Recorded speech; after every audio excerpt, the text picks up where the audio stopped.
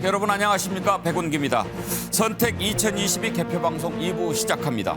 지금 전국에서 차분하게 선거가 진행되고 있습니다. 하지만 예상보다 투표율이 낮습니다. 여야 모두 투표해야 이긴다라고 하면서 투표를 독려하고 있습니다만 지금 추세로 본다면 아마 4년 전 지방선거 때보다 투표율이 좀 낮지 않을까 그런 전망이 나오고 있습니다. 먼저 이 시각 선거 상황실을 연결해서 투표율 등 자세한 내용을 살펴보도록 하겠습니다. 상황실 나와주세요. 네, 이제 일반 유권자 투표 마감까지 30분가량이 남아 있습니다. 최종 투표율을 50%를 넘길 수가 있을지가 관전 포인트가 될 것 같은데요. 자, 내가 사는 지역, 또 관심 지역의 현재 투표율 얼마나 기록하고 있는지 하나하나 확인해 보도록 하겠습니다. 화면 보시죠. 네, 전국 투표율 확인해 보겠습니다. 한반도 지형에서 한번 확인을 해보면요. 전국 투표율 47.6% 달리고 있습니다. 네, 다음으로 대한민국의 수도 서울의 투표율 보겠습니다. 현재 서울 투표율 49.2%입니다. 네, 부산 하면 광안대교가 빠질 수가 있죠. 자, 부산의 민심 어디를 향하고 있을지 궁금합니다. 45.7%. 네, 다음 대구로 가보겠습니다. 대구는 이번 사전투표에서 전국에서 가장 낮은 투표율 보였는데요. 이 시각 39.8%입니다. 네, 인천 송도 신도시를 가로질러 보겠습니다. 인천의 현재 투표율 45.9% 기록하고 있습니다. 네, 다음 광주로 가봅니다. 광주 국립 5.18 민주묘지가 보이는데요. 현재 35.1%입니다. 네, 이제 대전으로 가볼까요? 엑스포 과학공원의 한빛탑이 보입니다. 46.4% 보이고 있습니다. 네, 이번엔 바다가 아름다운 울산으로 가보겠습니다. 울산 현재 투표율 48.7%입니다. 다음으로는 세종으로 가보겠습니다. 요즘 날씨에 세종 호수공원 걷기 참 좋은 날이겠죠? 46.3%. 다음으로 이번 지방선거의 최대 격전지인 경기 지역 가보겠습니다. 경기 지역 투표율은 47.1%입니다. 네, 강원으로 갑니다. 대관령 삼양목장, 풀을 뜯는 양떼들이 보입니다. 55% 넘겼습니다. 네, 이번엔 충북으로 가보겠습니다. 충북도지사 전현직 대통령 참모관 대결이 펼쳐지고 있는 곳인데요. 47.5%입니다. 자, 충북을 찍고 충남으로 가보도록 하겠습니다. 부여 국남지가 보입니다. 자, 다리 위에서 확인해보는 충남 투표율 47%입니다. 네, 다음 전북으로 가보겠습니다. 사전투표에서 비교적 높은 투표를 기록했는데요. 현재 투표율 46.1%입니다. 네, 곧게 뻗은 대나무 숲이 있는 이곳 전남입니다. 전남 투표율 56%입니다. 네, 다음 경북으로 가봅니다. 보수색을 띠는 TK 지역의 민심은 어디로 향할까요? 경북 지역 50.1%입니다. 네, 보기만 해도 마음이 좀 시원해지시죠? 거제 해금강을 배경으로 경남 투표율 50%를 넘겼습니다. 네, 이어서 아름다운 섬 제주로 가보겠습니다. 현재 투표율 50.3%입니다. 네, 지금부터는 권역별로 투표율을 한눈에 살펴보도록 하겠습니다. 먼저 수도권인데요. 전체 유권자의 절반이 모였죠. 수도권 50%를 미치지 못하고 있습니다. 47.8%. 네, 이어서 선거 때마다 승패를 가르는 캐스팅 보트 역할을 해온 충청입니다. 46.9% 보이고 있습니다. 네, 전통적 야당의 텃밭입니다. 호남권은 46.6% 기록하고 있습니다. 광주가 좀 낮죠? 35.1%. 네, 이어서 영남권도 살펴봅니다. 사전투표율은 지역별로 좀 온도차를 보였는데요. 이 시각 영남권 46.9%입니다. 네, 다음으로 강원에서는요. 55%를 넘겼고요. 바다 건너 제주에서도 50%를 갓 넘겼습니다. 네, 다음 미니 총선으로 불리는 국회의원 보궐선거가 이루어지는 7곳 살펴보겠습니다. 대구 수성을 이 시각 41.6% 보이고 있습니다. 네, 이번 선거에서 여야 모두 결코 내줄 수가 없다는 인천 계양을입니다. 56.6% 높은 관심 보여주고 있습니다. 네, 이어서 국민의힘 지역구였던 경기 성남 분당갑 관심이 높은 지역인데요. 59% 보이고 있습니다. 네, 경기 찍고 강원으로 갑니다. 강원 원주갑 48%. 네, 이어서 국민의힘 지역구였던 충남 보령 서천 투표율 보겠습니다. 59.4%입니다. 네, 경남 창원 의창입니다. 47.1%를 기록하고 있네요. 네, 다음 제주 을입니다. 3명의 후보가 경쟁을 벌이고 있는데요. 52.5%입니다. 네, 이렇게 현재 투표율 살펴보고 왔는데요. 이 지방선거야말로 내가 사는 지역의 일꾼을 뽑는 일이라서 신중하실 겁니다. 우리의 교육과도 밀접해 있고 생활과도 밀접해 있는데요. 아직 투표하지 않으셨다면 지금이라도 늦지 않았습니다. 꼭 투표하시기 바랍니다. 남은 투표 상황과 개표 상황까지 MBN에서 확인해 주시기 바랍니다. 지금까지 선거 상황실이었습니다.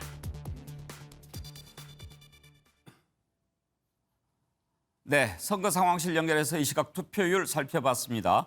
네 분 모시고 선거 관련 얘기 나눠보겠습니다. 이재호 국민의힘 상임고문, 유인태 전 국회 사무총장, 윤경호 MBN 논설위원, 이은영 휴먼앤데이터 소장 나오셨습니다. 어서 오십시오. 안녕하세요. 예, 안녕하세요. 나와주셔서 감사합니다.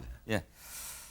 이은영 소장, 여론조사 전문가시니까 먼저 좀 물어보지요. 지금 현재 전국 투표율이 47.6입니다. 네, 이 정도면 오늘 7시 반에 투표가 끝나죠. 네 그렇습니다. 예상 투표율 어느 정도나 볼 수 있을까요? 저는 이제 53에서 55 정도 봤는데 그래도 이제 55, 한 50% 중반대 정도는 하지 않을까. 이게 이제 한 2014년도 제6회 지방선거 56.9%, 그 정도 수준이 되지 않을까 봤는데요.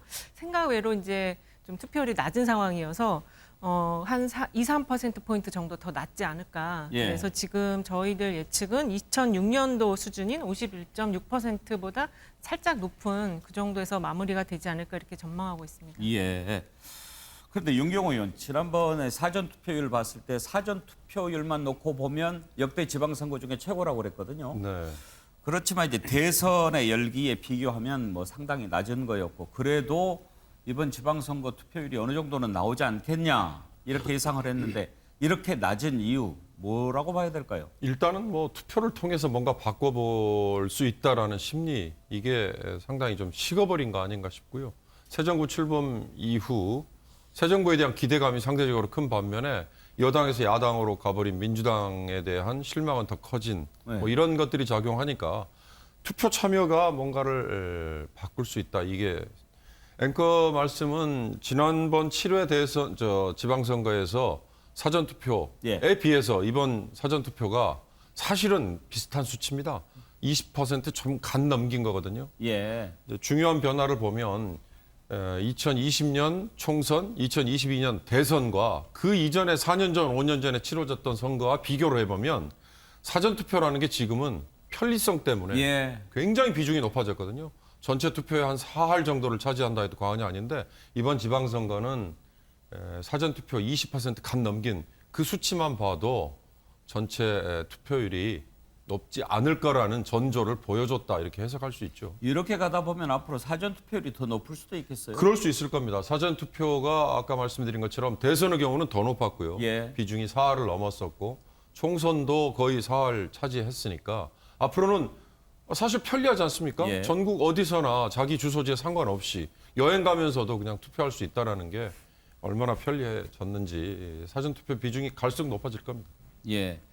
원로 두 분께 좀 여쭤보겠습니다. 혹시 이재호 고모님 투표하셨습니까? 예, 전 사전 투표했습니다. 사전 투표하셨군요. 총장님은요? 전 오늘 했습니다. 여기 오면서. 민주당 지지하신 분들이 투표하기 싫다는 분들이 많으시던데. 뭐 그렇다고 그래요. 근데 투표하셨습니까? 먼저 그러면 총장님한테 한번 여쭤보죠. 투표율이 낮은 이유 어디에 있다고 보십니까? 글쎄 이렇게까지 낮을 거라고는 뭐 전문가들도 예상을 안 하대요. 대개 예. 한 60%는 지난번 수준은 가지 않겠냐 했는데 생각보다 굉장히 낮은데, 그 대개 하여튼 민주당이 이번 지방선거에서 뭐 좀 지지자들을 너무 실망시킨 요인이 많아가지고 예. 대체적으로 좀 이게 투표율 낮은 게 그 민주당 굉장히 불리하지 않겠냐 이렇게 뭐 보는 사람들이 이제 많은 것 같아요. 예. 민주당 지지자들 마음속에 찍을 사람이 없다 이런 마음이 있을까요? 아니 그러니까 뭐 그 처음에 뭐 서울시장 나올 때 하여튼 계속 그 주인 없는 집안에 그 어른 없는 집안에 그런 어떤 분쟁이 계속 있었잖아요. 예. 서울시장 출마부터 뭐 이재명 후보가 개항으로 간 것도 모양이 아주 빠지는 일이었고, 예. 그러고 나서 뭐 또 그 후에 선거 며칠 전에 지도부 간에 뭐 서로 그런 분쟁이 있고 예. 뭐 이러니까 다 꼴 보기 싫다 뭐 이런 좀 그동안 여러 차례 그런 것 알아듣게끔 지적하셨잖아요. 그런데 왜 말을 안 들을까요? 요새 애들이 어른 말 듣나요? 앞으로 민주당이 이제 90점을 찾아야 될 텐데 그런 얘기는 좀 이따가 한번 좀 듣기로 하고. 그렇죠. 지금 아무래도 새 정부 출범 이후 치르는 선거니까 여당에 유리할 거다 이런 예측은 있었습니다만 뭔가 안정이냐 견제냐 막 이렇게 치열한 구도보다는 다른 이슈가 좀 더 많이 생긴 그런 선거였기도 합니다. 뭐 자잘구레한 이슈가 예. 뭐 많이 생기는데 저는 사실 그 투표율이 좀 낮을 거라고 예상을 했어요. 예. 왜냐하면 대선 결과가 48대 47인가 뭐 이렇게 예. 0.73% 차이였잖아요. 어느 한 후보도 과반을 못 넘긴 데다가 이번 대선이라는 게 사실 정권 교체를 해야 되니까 그 필요성 때문에 또 윤석열 후보를 찍은 경우가 많고 또 민주당이 결집한다고 해봤는데 결국 못 이겼잖아요. 그래서 이번 대선 결과를 놓고 볼 때 지방선거가 그렇게 썩 투표율이 좋지 않을 거다. 예. 게다가 야당이 방금 윤재 총장 말씀하셨지만은 선거 전략이 뭐 좀 우수해서 그 야당 지지자들이나 일반 국민들에게 대통령 국민님이 찍어줬지만은 이번 지방선거는 좀 야당이 한번 힘을 좀 실어줘 보자 이런 분위기를 만들어내야 되는데 그런 분위기를 못 만들어내고 오히려 아이고 저 야당 저래서 되겠나 이런 분위기를 만들어내는 바람에 예. 나는 투표율이 좀 낮겠다 이런 생각을 했는데 이제 뭐 시간이 좀 남았기는 했습니다만은 막판에 투표율이 좀 오르긴 하지만은 그렇게 생각처럼 투표율이 높지 않는 거는 뭐 대선 때 이미 나는 예상했지 않느냐. 대선 지나고 또 지방선거 하는 게 얼마 되지를 않잖아요. 예. 얼마 되지 않아서 양당이 뭐 이 전열을 정비해갖고 시선에 임할 수 있는 그런 시간도 사실 좀 부족하고 하다 보니까 이래저래 국민들이 뭐 크게 기대를 안 걸었지 않느냐 뭐 이런. 대체로 이제 뭐 투표율이 높으면 진보 정당이 유리하고 낮으면 보수당이 유리하고 그 전에는 그런 얘기들이 많이 전에는 있었지 그랬는데 않습니까? 요즘은 꼭 그렇지도 않고요. 그러니까요. 예, 요즘은 꼭 그렇지도 않는데 결국은 이제 여당이든 야당이든 투표율이 낮으면 다 반성해야죠. 어떻습니까? 지금 여러 가지 이유를 분석을 해볼 수 있을 텐데 만약에 지금 이제 민주당이 어려운 싸움을 하고 있지 않습니까? 개표 결과가 나와봐야 알겠습니다만 민주당이 그 어려운 싸움을 하고 있는 이유가 여당이랑 윤석열 정부가 잘해서 그렇다라고 볼 수 있습니까? 아직은 뭐 정부 취임한 지 뭐 며칠 되지도 않았으니까 뭐 윤석열 정부가 잘하고 못하고 하는 거는 어느 정책 하나를 놓고 평가를 받을 만한 시간도 없고 지금은 이제 양당이 민주당은 야당으로 바뀌었는데도 자기네들이 야당인 줄 모르고 있고 야당 체질이 안 돼 갖고 또 국민의힘도 여당으로 바뀌었는데 뭐 갑자기 여당이 돼 놓으니까 아주 여당 체질이 안 되니까 뭐 어떻게 야당하고 싸워야 되는지 야당을 끌어안아야 될지 이런 것도 아직 모르고 예. 그런데 이제 선거가 치러졌단 말입니다. 네. 그러니까 뭐 후보들마다 서로 그냥 소소한 거 갖고 그냥 물고 뜯고 싸우고 이런 것만 하는 게 여야가 아직 자리를 안 잡은 상태에서 선거를 하다 보니까 좀 더 부족한 점이 있죠. 그동안 고모님 이렇게 여러 군데서 하시는 말씀을 쭉 들어보면 새 정부 출범하면서 청와대 옮기는 것 그리고 또 법무부 장관의 측근 앉힌 것 이런 것들을 상당히 비판을 많이 하셨지 않습니까? 그러면 그런 점들을 지금 야당이 막 물고 늘어지면서 견제를 해야 된다라고 하면 어느 정도 먹혀 들어갈 수도 있는 부분일 텐데도 어려운 싸움을 하는 것은 야당이 또 자기들 내부가 또 시끄러워서 그럴 힘도 좀 없고 그랬죠. 그것도 그런데다가 민주당이 여당을 할 때는 자기네들의 한 일이 있잖아요. 한 행적이 있잖아요. 그래 놓고 야당 됐다고 하루아침에 견제하다고 달려드니까 그게 아주 국민들 마음에 안 와닿는 거예요. 예. 저가 여당 할 때는 온갖 짓 다 해놓고 이제 와서 뭐 견제해야 되니까 우리도 표 달라 그러니까 국민들 마음이 그게 안 가잖아요. 그러니까 지금은 뭐 여당 의뢰껏 정권 안정해야 된다고 하는 예. 거고 야당 의뢰껏 견제해야 된다고 하는 건데, 그러나 지금 야당이 견제론이라고 하는 것이 국민들 피부에 안 와닿는 것이 바로 며칠 전까지 자기네들 여당할 때 그렇게 해놓고서 지금 와서 뭐 또 야당 됐다고 견제하자 그러니까 국민들이 야당인데 선뜻표가 안 가죠. 그렇죠. 총장님 지금 여소야대 아닙니까? 예. 야당이 다수 의석으로 검수완박도 밀어붙이고 막 그러면서 견제론 얘기하는 것도 좀 악의가 안 맞아 보이기도 합니다. 그렇죠. 뭐 국회 조만한 의석이 있으면서 예. 견제할 힘을 뭐 지방선거에서 원래 지방선거가 뭐 중앙정부 견제하는 데는 아니잖아요. 선거 자체가 성격이. 예. 그건 좀 견제할 힘을 달라고 하는 건 뭔가 좀 어색하더라고요. 예. 그러면 총장님 보시기에 제가 아까 고모님한테 드렸던 질문을 똑같이 드린다고 한다면 예.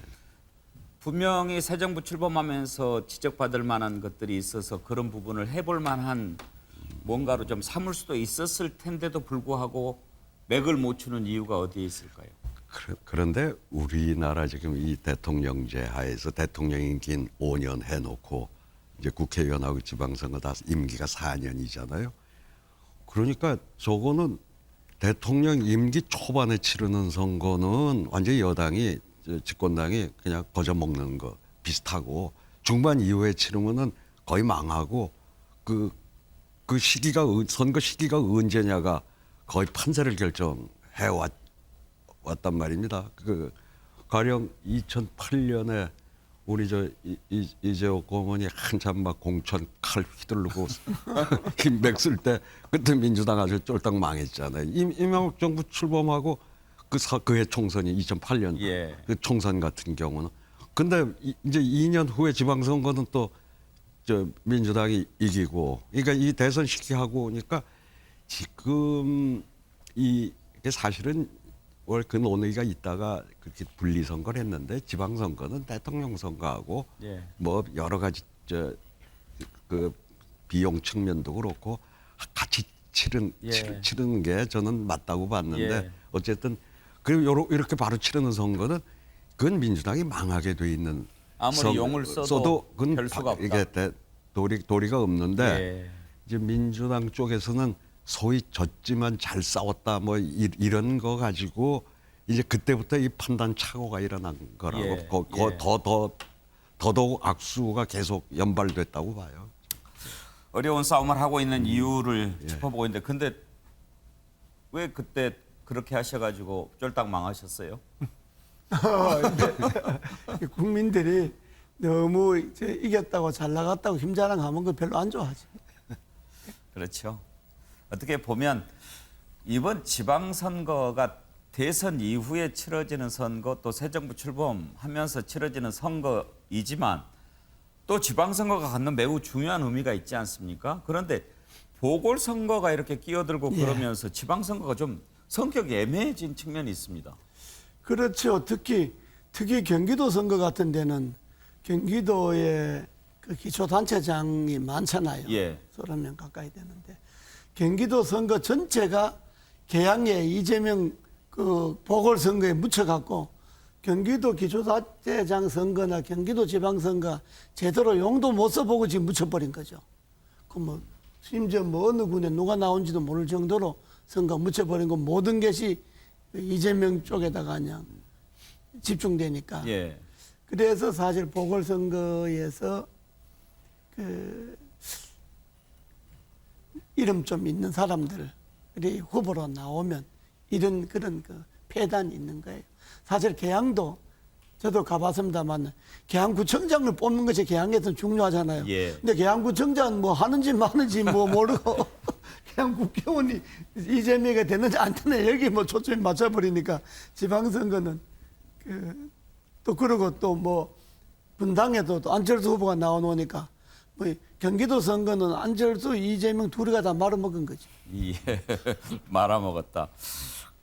근데 총장님 어떠세요? 이재명 후보가 이제 사실 출마할 때는 계양 의뢰에서 당선되는 것은 거의 기정사실로 치고 이재명 후보가 출마하면서 이제 민주당 전체 지방선거와 보궐선거 분위기를 좀 끌어올려 보겠다는 그런 차원이 있었지 않습니까? 그 점에서 좀 유효한 카드가 됐다고 보십니까? 결국 뭐 지금 거기서 벗어나질 못하니까 뭐 원래는 총괄 선대 상임 선대위원장을 맡아가지고 사실 개항 선거보다는 전국 선거를 뭐 지원하고 하겠다고 예. 한 계획은 다 어그러진 거 아닙니까? 근데 이제 그 국회의원 보궐선거라는 게요, 역대로 쭉 보면은 여러 번 나온 사람이 상당히 유리한 거였어요. 그러니까 총선에서는 이 좀 되기가 어려웠던 사람, 여러 번 떨어진 사람. 예. 대개 이제 그러니까 이게 반동가리 국회의원이거든요. 예. 임기가 반쪽짜리 예. 아니에요. 그러니까 반동가리라고 그래가지고 제가 그 1995년 보궐선거 때 경주에 예. 그때 이상두 의원이라고 평민당 하던 분이 경주에 당선이 돼요. 근데 같이 저도 선거운동 지원하러 내려갔더니 뭐 다니면서 딴 말 딱 두 마디에 예. 반동가리 아닌겨. 얼마나 불쌍한겨. 딱 그랬더니 당선이 되더라고요. 그러니까 그 계속 몇 번 떨어진 사람이니까 이번엔 뭐 의사라니까 저 사람이 이렇게 불쌍하단 말까지는 뭐 안 맥혔을지라도 이 반동가리는 한 번 안 된 사람 한 번 시켜주는 게 있어요. 원래 본디에.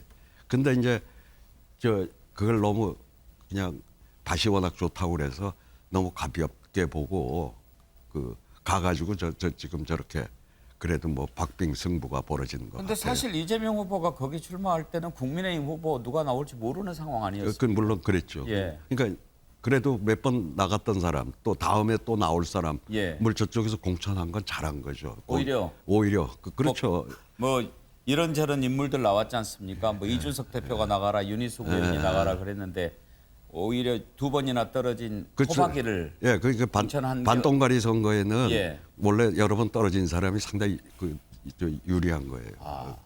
그런 예가 여러 군데가 있어요. 제가 뭐 더 길게 설명 안 드리는데. 그것도 있지만은 이번에 개항 공천은 예. 이왕 안 되는 거 그냥 이왕 안 되는 거 그래도 안에 고생한 사람 주자 이런 거지. 그런 측면도 좀 있었지요. 그런 측면이 많이 있었죠. 그런데 이렇게 된 거죠. 그러니까 이제 판이 이제 가다 보니까 이제 바뀌어지니까 예. 그 공천이 잘한 공천이 되어버린 거지.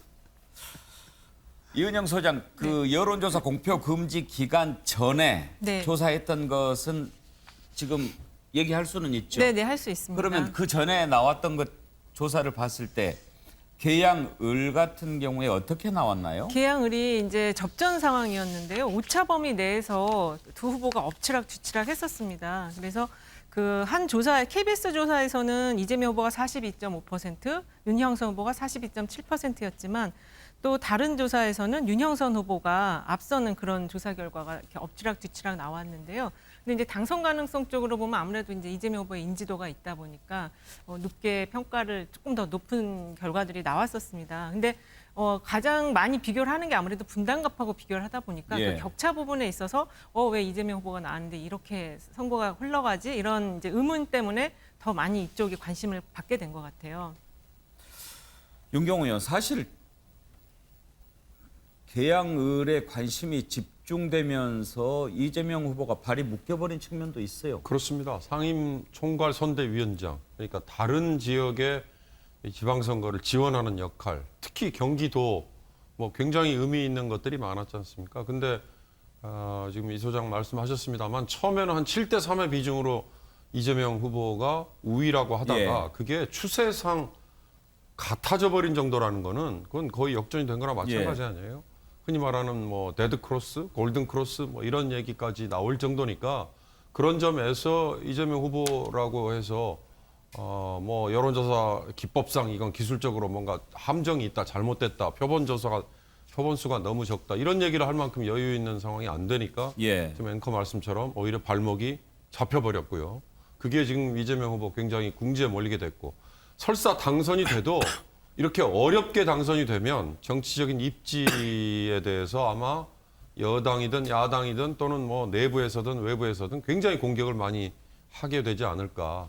뭐 떨어져 버린다면 이건 더 이상의 뭐 얘기할 필요가 없는 상황이 돼버린 거고요.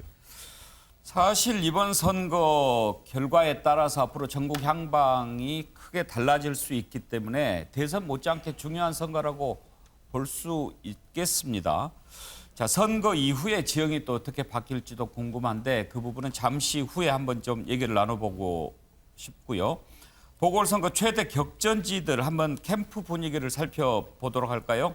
네, 준비가 되는 대로 한번 연결을 해서 살펴보도록 하겠습니다. 여소야대 그리고 새 정부 출범 이런 정치 지형들이 이번 선거에 미치는 영향 이 부분 한번 좀 짚어보고 싶은데 총장님 아까 이제 여러 가지로 어려운 분위기다 뭐 질 수밖에 없다 아무리 용을 써도 안 된다라고 하는데 그래도 만약에 민주당이 뭔가 해보려고 했으면 달라질 수도 있지 않겠느냐라는 생각이 드는 게 가장 아쉽다고 생각되는 부분이 대선 끝나고 정리가 제대로 안 된 부분 아닙니까? 그렇죠. 왜 졌는지 이게 정말 진 건지 졌다면 왜 졌는지 이런 것에 대해서 국민들한테 이해를 제대로 시킨 것 같지가 않아요. 근데 뭐 원래 대선 평가는 하려고 그러면 좀 시간이 걸리는데 바로 이제 지방선거 임박했기 때문에 천상 지금 대선 평가는 이 지방선거 이후에 될 거고요. 근데 이제 바로 그 지방선거에서 처음에 송영길 지금 후보도 서울시장 나오는데 상당히 시끄러웠지 않습니까? 거기다가 이제 그 이재명 후보가 저쪽 개항으로 가고 저는 짐작컨대 사실 윤석열 지금 대통령이 당선인 시절에 처음에 집무실 옮기고 뭐 인사하고 뭐 너무 죽을 썼잖아요. 오죽하면 물러나는 대통령 지지율보다 당선자 지지율이 더 낮으니까 좀 이쪽에서 그때 오만해졌던 것 같아요. 민주당이. 예. 그러니까 저 지난번에 우리가 정말 그 간발의 차이로 졌지만은 지금 하는 거 보니까는 이번 지방선거는 그냥 따놓은 당상이다. 뭐 이렇게 판단들을 했으니까 저런 행보들이 나온 게 아니냐 저는 그렇게 보여져요. 지고도 오만했다. 지구도 오만했죠. 그러니까 예. 그러니까 모르겠어요. 그러니까 저 윤석열 당선인이 저쪽을 그렇게 유도해 넘어갔는지도 모르겠어요. 하여튼 선거는 오만하면 안 되죠. 예. 골프하고 선거는 머리 들면 죽는다고 그러지 않습니까? 예. 그런 점들 민주당이 몰랐을까요? 알면서도 못 고쳤을까요? 민주당이 체질도 체질이지만은 제가 보기에는 어쨌든 0.73%든 뭐 0.1%든 졌잖아요. 졌으면 그럼 졌으면 바로 야당 되잖아요. 그러면 선거 지자마자 당을 정비해야죠. 야당 정비하고 물러갈 사람 물러가고 자 이제 곧 지방선거 오니까 거기에 이길 생각하고 당이 좀 하나가 돼서 일사불란하게 나가자. 그렇게 하려면 이재명과 송영길이가 후보를 안 나왔어야죠. 안 나오고 우리는 뒤로 물러가겠다. 새 팀들 나와서 좀 당을 추스려 갖고 선거 곧 남아서 한번 해보자.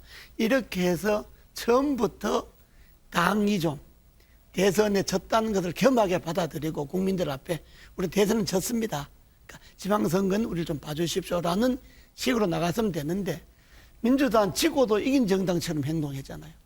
그 검수완박법 진정당이 의석수 많다고 느닷없이 검수완박법 그냥 표로 물어서 통과시켜버렸죠. 그러니까 국민들 볼 때는 저 사람들 진 사람들이네 이긴 사람들이네 분간이 안 가니까 그때 이제 민주당이 졌다는 거는 뒤로 가고 이제 윤석열 정부가 처음에 인수위 과정부터 뭐 실수를 몇 개 하니까 옳거니 봐라 너희들 안 되겠다 하고 싸우려고 달려드니까 국민들이 눈에 볼 때는 저 사람들 진짜 정신 못 차렸구나 이렇게 되는데 그걸 민주당 자기들만 모르는 거예요. 국민들이 자기들을 어떻게 보는가를 자기들만 모르는 거예요. 그러니까 결국 그 조시로 계속 가다 보니까 여기까지 몰린 거죠. 그래서 물론 민주당 내부에서도 이재명, 송영길 후보가 나왔을 때 내부에서도 옳지 않다고 양심적인 사람들 다 그래가고는 안 된다고 이야기를 많이 했지만은 당권을 잡은 사람들이 그냥 밀어붙이니까 당이 지금 어쨌든 제가 보기에는 남의 당 이야기를 길게 말할 건 아니지만은 국민의 한 사람 보기에는 민주당이 저런 식으로 나가갖고는 선거 끝나도 국민들의 마음 잡기는 어렵지 않겠느냐. 지금 하신 말씀을 총장님이 계속 하셨지 않습니까? 그런데 말을 안 듣는다는 거 아닙니까? 그런데 또 앞으로 저래 갖고 되겠나 싶어도 또 되고 뭐 국민의힘은 언제 뭐 잘 될 것 같았습니까? 그래서 국민님들도 내가 이야기하는 게 이번에 싹쓸이할 생각하지 마라. 민주당이 싹쓸이해갖고 서울구청장 25명, 24명, 전국 17개 시도지사 싹쓸이 해갖고 결국은 이번에 정권 뺏겼지 않냐. 싹쓸이하면 오만하게 돼 있다. 그러니까 싹쓸이할 생각하지 마라. 적당히 뭐 견제도 좀 주고 야당도 좀 시도지사도 좀 시켜주고 이렇게 해야지. 근데 뭐 그걸 뭐 싹쓸이하면 골라서 할수 망한다. 있나요? 근데 그게 뭐 그렇게 안 되지만은 예. 일단 뭐 선거는 이겨야지요. 뭐 예. 이기는 게 선 아닙니까 선거는? 그렇죠. 그거야. 예. 예. 자 그러면 보궐선거 격전지들 한번 좀 돌아보도록 하겠습니다. 인천 계양을 가장 뜨거운 보궐선거 격전지죠. 이재명 캠프에 나가 있는 배준우 기자 연결해 봅니다. 배준우 기자, 예, 캠프 분위기가 어떤가요? 네, 저는 더불어민주당 이재명 후보의 캠프에 나와 있습니다. 이곳엔 지지자들과 당 관계자들 그리고 취재진들이 모여 있는데요. 일반 유권자들의 투표 시간이 끝나가는 현재 속속 관계자들이 모여들고 있습니다. 인천 계양을은 송영길 서울시장 후보의 빈자리에 이재명 후보가 출마하며 관심이 집중됐는데요. 이 후보가 선거 막판 김포공항을 인천공항으로 통합 이전하겠다고 공약하고 국민의힘 지도부가 반박하며 논란이 일기도 했습니다. 많은 관심이 쏠리면서 인천 계양을의 사전투표율은 전국 평균보다 4%포인트 이상 높은 24.94%를 기록했고 전국 보궐선거 7곳 중 두 번째로 높았습니다. 현재까지 인천 계양을의 투표율은 59%로 지난 지방선거 때보다 10%포인트 가까이 높은 것으로 나타났습니다. 인천 계양을은 공표 금지 전 여론조사에서도 오차 범위 접전을 펼치고 있어 두 후보는 선거운동 마지막 날인 어제까지도 총력전을 벌였습니다. 이 후보는 오늘 새벽 SNS에 손이 떨릴 만큼 온 힘을 짜냈다며 계양 주민들에게 고맙다는 소회를 밝혔습니다. 모두가 말리는 선거에 뛰어든 점도 총괄 선대위원장이란 짐을 짊어진 것도 조금도 후회하지 않는다며 투표장에 나서달라고 독려했습니다. 이 후보는 투표 종료 시점에 국회 민주당 상황실에서 출구조사를 지켜본 후 이곳 선거사무소로 이동해 소회를 밝힐 예정입니다. 지금까지 더불어민주당 이재명 후보 캠프에서 MBN 뉴스 배준우입니다. 그러면 이번에는 국민의힘 윤영선 후보 캠프에 나가 있는 취재기자 연결해 보겠습니다. 김지영 기자, 그쪽 분위기는 어떻습니까? 네. 유세기간 윤형선 후보가 이재명 후보에 맞서 예상 밖으로 선전하면서 이곳 윤 후보 캠프는 기대감과 긴장감이 뒤섞인 분위기입니다. 방송사의 출구조사 발표 시간이 1시간 30분 앞으로 다가오면서 캠프 관계자와 지지자도 속속 모이고 있습니다. 캠프 관계자들은 투표율 추이를 실시간으로 확인하며 긴장을 늦추지 않고 있습니다. 윤 후보는 SNS에 계양을 판세는 초박빙 상태로 파악된다며 지지층 결집과 투표가 선거 결과를 좌우할 수 있다고 투표를 독려했습니다. 민주당 송영길 서울시장 후보가 20년 가까이 국회의원을 지낸 만큼 인천 계양을은 야당 지지세가 강한 것으로 평가되기 때문입니다. 하지만 지난 두 번의 총선에서 연이어 패하며 무명 정치인이나 다름없는 윤 후보가 각종 여론조사에서 이 후보와 대등한 지지율을 보이면서 선거 결과에 촉각을 곤두세우고 있습니다. 실제 이준석 국민의힘 대표는 인천 계양을에서 직접 사전투표를 하고 유세에 나서는 등 당 지도부가 총력전을 펼쳤습니다. 특히 국민의힘은 지방선거 하루 전까지 이재명 후보가 꺼낸 김포공항 이전 공약에 대한 공세를 이어가며 표심 공략에 나섰습니다. 윤 후보는 출구조사 결과가 발표되면 개표 상황실에서 소감을 발표할 예정입니다. 지금까지 국민의힘 윤형선 후보 캠프에서 MBN 뉴스 김지영입니다. 네, 인천 계양을 분위기를 살펴봤는데요. 이은영 소장 역시 관심 지역이라 그런지 투표율이 좀 높게 나오는군요. 네, 그렇습니다. 이제 지금 투표가 6시 1분은 이제 종료가 된 상황인 것 같은데요. 예. 전체적인 투표율은 49.7%로 이제 좀 지난번보다 좀 많이 낮은 수준이 될 것 같고요. 그 기초단체장의 그 투표율 현황을 보면 약간의 패턴이 보이더라고요. 예. 그러니까는 대도시 같은 경우는 평균보다 살짝 낮고요. 그다음에 군이나 읍 단위의 투표율은 좀 높은 수준이고요. 그리고 지금 이제 민주당이 좀 세가 강한 곳이라고 하는 데가 또 투표율이 약간 낮은 수준으로 나타나고 있어서 이제 끝까지 좀 투표율을 전체적으로 봐야 되겠지만 이런 분위기라면은 민주당 지지층이 좀 투표장으로 안 나온 약간의 회초리를 든 분위기 이렇게 좀 정리를 할 수도 있지 않을까 예. 이렇게 보여집니다. 그런데 지금 이제 7시 반에 출구조사 결과를 발표하지 않습니까? 네, 그렇습니다. 투표율이 이렇게 낮으면 혹시 출구조사 정확도에 영향을 주지 않습니까? 지금 영향을 줄 지역들이 꽤 지금 있는 상황이거든요. 그래서 6개 경합지들이 이제 그런 영향을 받을 수도 있는데 아마 이제 그런 것까지 지금 오늘 투표율이 사전 투표 포함해서 낮을 거라고 예측을 했기 때문에 약간의 이제 범위 형태로 제시를 할 수도 있을 것 같습니다. 어느 쪽에 승패를 확실하게 가눠주기보다는 범위 형태거나 아니면 뭐 이렇게 전체 권역의 어떤 흐름으로 본다거나 예전에도 이 범위 형태로 좀 얘기를 한 적이 있었거든요. 네. 몇 퍼센트에서 몇 퍼센트다. 또 이 후보는 몇 퍼센트에서 몇 퍼센트 이런 식으로 제시를 할 수가 있어서 아마 이제 그 낮은 투표율에 대한 보정 작업이 지금 지방선거에서는 어렵기 때문에 이제 약간의 그 뭐 좀 책임을 약간 좀 회피라고 표현하기 좀 뭐한데 어쨌든 그걸 좀 정확하게 하기보다는 약간 좀 범위 형태로 그렇게 제시를 할 수도 있어 보입니다. 출구조사 결과가 갈수록 정확도가 높아지고 있는데 지난 대선 때는 소수점 이하까지 맞췄지 네, 않습니까? 그렇습니다. 예. 지방선거도 그렇게 정확할까요? 그러니까 그때는 이제 하나의 선거구기 때문에 그렇게 맞출 수가 있었는데요. 이번에는 지금 17개 선거구인데다가 또 범위가 강원도 같은 경우는 그 광역이 너무 넓잖아요. 그래서 표본 추출 자체가 좀 이렇게 랜덤하게 잘 되지 않았을 수도 있어요. 그래서 지금 이야기가 되는 곳이 이제 충청권이 가장 지금 문제인 것 같습니다. 대전, 세종, 그다음에 충남 이런 지역들이 사실 여론조사 상에서도 계속 조사 나왔을 때도 선후가 아까 후보 간 격차가 너무 심했었거든요. 그래서 이런 지역을 아마 지금 이제 출구조사는 아까 5시쯤 마감을 해서 이제 준비를 하고 있을 텐데 그런 부분을 고려한 아마 발표를 하지 않을까 이렇게 생각이 듭니다. 예. 그러면 출구조사 정확도를 놓고 보면 대선, 총선, 지방선거 정확도가 이런 순이라고 볼 수 있습니까? 예, 그렇습니다. 아. 지방선거가 조금 틀리기가 쉽습니다. 이게 예. 권역이 너무 많고 그리고 샘플수를 적게 표집을 해서 조사를 진행을 하거든요. 그래서 조금 그런 점을 감안하셔가지고 실제 이제 투표하는 것까지 마무리까지 보시는 게 좋을 것 같아요. 경합 지역 같은 경우에는 좀 끝까지 봐야 그렇습니다. 되겠군요. 네, 아까 말씀드린 경기 지역 같은 경우도 지금 완전 혼전 현상이어서 저희가 예측 자체 하기가 어렵거든요. 예. 근데 유인태 총장님, 지금 그 투표율 낮은 지역들을 보면 광주, 대구 이런 지역들은 이제 거의 결과가 예상이 되니까 그렇다고 치고 인천 같은 경우에 보면 역대 투표율이 항상 낮은 편이더라고요. 특별한 이유가 있습니까? 그건 저도 잘 모르겠어요. 인천이 좀 낮은 이유가 궁금했어요. 인천 지역이 이제 그 지역 특색 자체 정체성이 도시 정체성이라는 게 아직 좀 완전히 정립되지 않고 있다 보니까 이제 여러 지역에서 와서 또 거기 같이 거주하기도 하고 이래서 정체성이 좀 명확하게 아직 정립이 안 된 도시이기 때문에 그럴 수도 있다고 그런 차원이 보여지거든요. 있을까요? 네, 그리고 그 여야가 계속 뒤바뀌는 도시가 인천 지역이거든요. 한쪽에 몰인을 하지 않는 그런 도시적 특성이 있어서 그래서 좀 그런 것 같습니다. 예.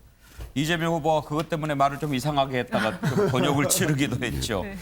자, 윤경호 의원, 이제 선거는 거의 이제 끝나가고 이제 결과에 따라서 어떻게 되느냐 하는 건데 아무래도 선거 결과에 따라서 여당과 야당 좀 변화가 생기겠죠? 그렇습니다. 그러니까 지금 이번 선거는 아까 유인태 총장님 또 이재호 고문님 말씀하셨듯이 대선이 치러지고 80일 만에 투표 기준으로 하면 80일 만이잖아요.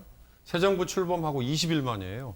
그러니까 새 정부에게 힘을 실어주자는 여론, 뭐 컨벤션 효과 여러 가지 면에서 집권 여당이 유리할 수밖에 없는 선거입니다. 그리고 역대 대선이 치러진 직후에 다시 말하면 새 정부가 출범한 직후에 1년 반 이내에 치러진 선거는 대부분 집권당에게 유리한 선거 결과가 나왔다. 이게 과거에 데이터상에 나타난 어쩔 수 없는 현상입니다. 예. 그러니까 이번의 경우는 자 여당이 승리하느냐 야당이 승리하느냐 국민의힘이 이기느냐 또는 뭐 민주당이 선방을 하느냐는 17개 광역 단체장 숫자를 가지고만 본다. 이건 함정이 있을 수 있는 예.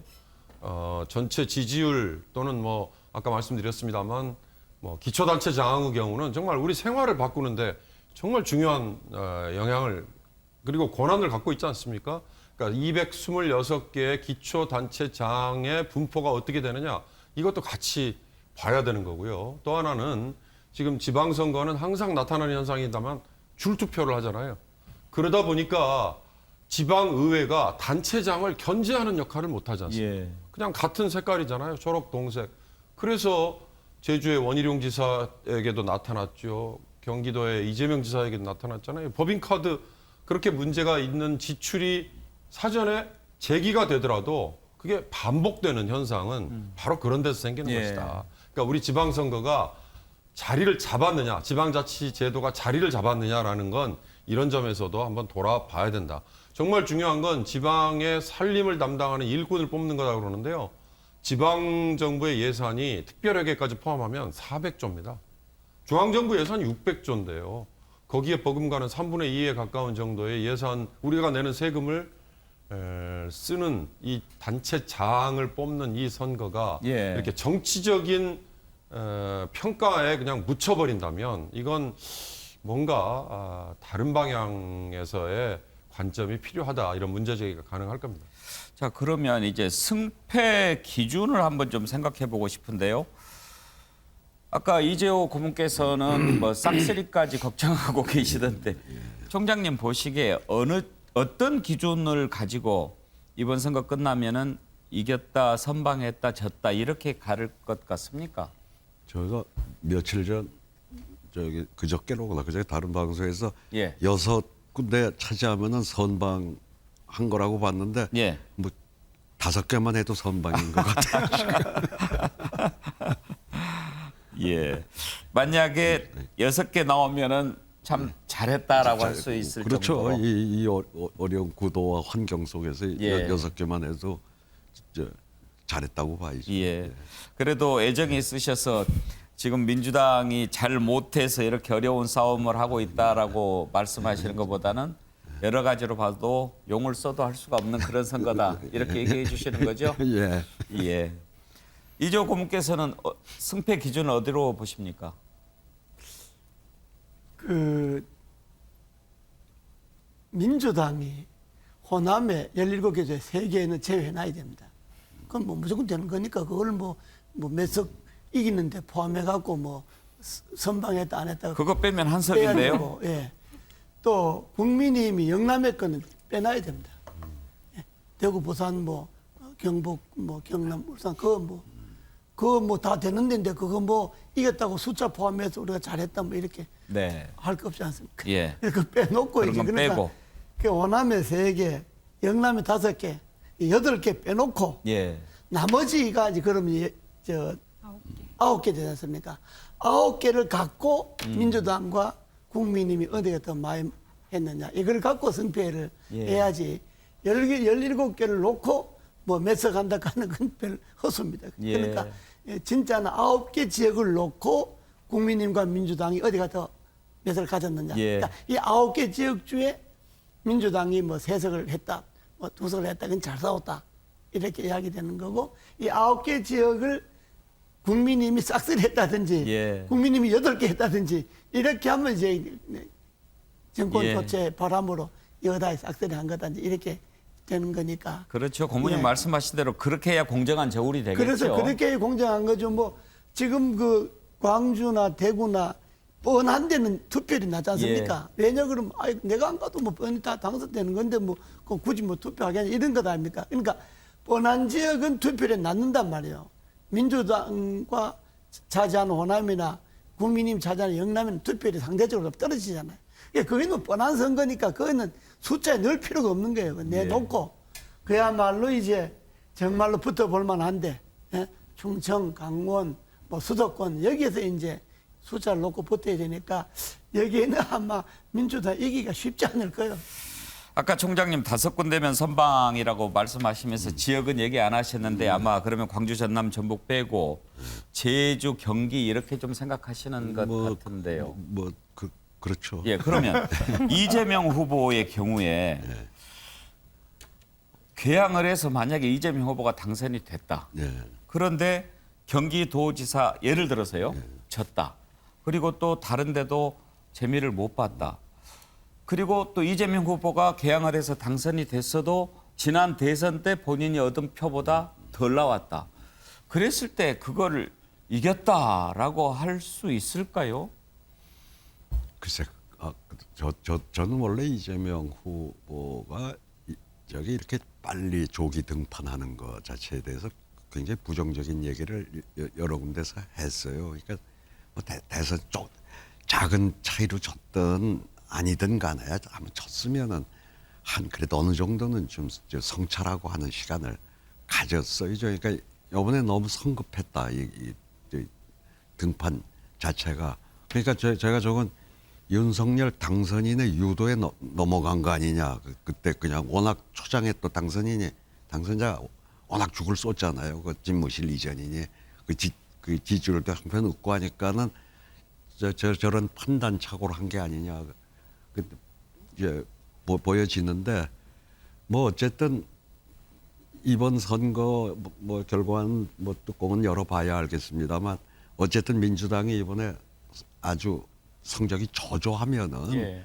어쨌든 상임 그 총괄 선대위원장으로서의 책임 뭐 국회 입성을 한다 하더라도 예. 그 책임은 저희죠.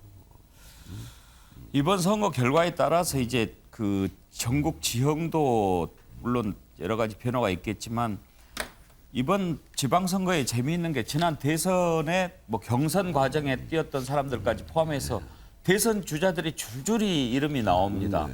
이재명, 안철수, 뭐 양승조 지사까지요. 뭐 이렇게 쭉 나오는데 이준석 대표는 뭐 대선 후보는 아니었지만 그런 사람들의 앞으로 미래 한번 좀 이런 경우 어떻게 될 것인가 생각해 본다면 어떨 것 같습니까? 일단 이재명 후보 선거 결과에 따라서 정치적인 미래가 어떻게 될 것 같습니까?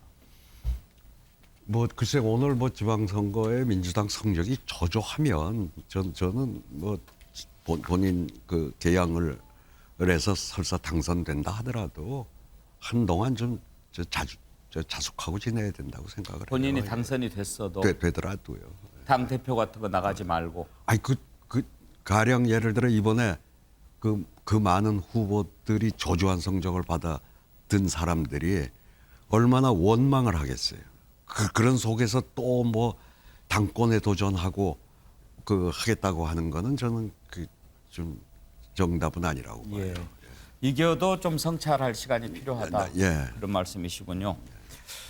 고모님이 안철수 대표는 지금 조금 여론조사상으로는 여유 있게 앞서고 있는 것 같은데 만약에 그렇다면 당선이 되고 경기도 어떻게 될지 모르겠습니다만 본인이 총리도 안 맡고 뭐 이렇게 했을 때는 당 대표 생각이 있는 거 아니겠습니까?